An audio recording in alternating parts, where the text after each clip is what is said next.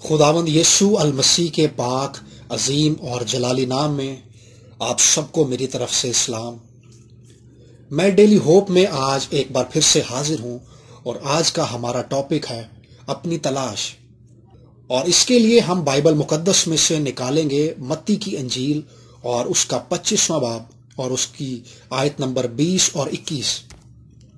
جس کو 5 توڑے ملے تھے وہ 5 توڑے لے کر آیا اور کہا، اے خداوند، تو نے 5 توڑے مجھے سپرد کیے تھے، میں نے 5 توڑے اور کمائے ہیں۔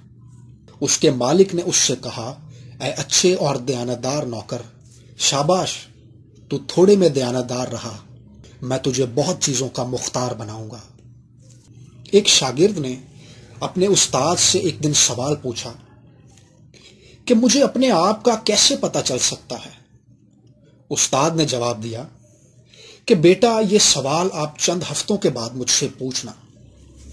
اور جب چند ہفتے گزر گئے تو چند ہفتوں کے بعد استاد نے اسی شاگرد کو مخاطب کر کے پوچھا کہ بیٹا، 2 ہفتے پہلے جو سوال آپ نے پوچھا تھا وہ پھر سے پوچھئے۔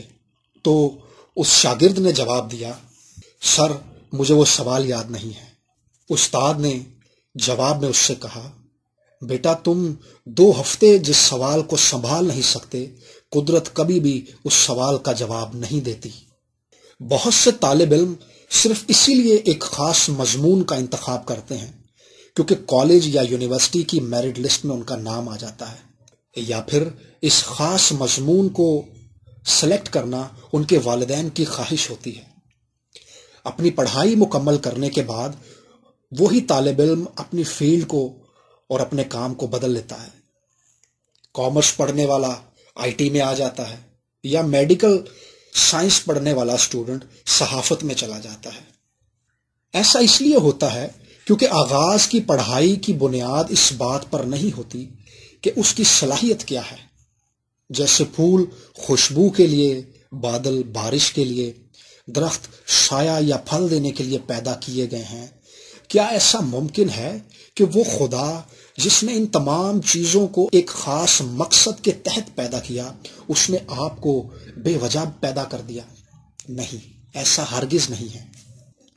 دوستو، اپنے وقت اور زندگی کو ضائع ہونے سے بچائیے۔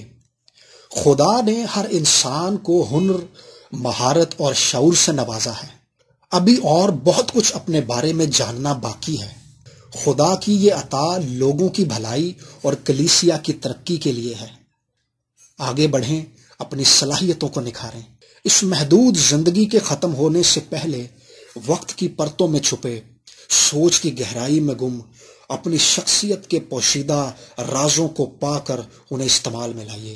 خداوند آپ سب کو بڑی برکت بخشے۔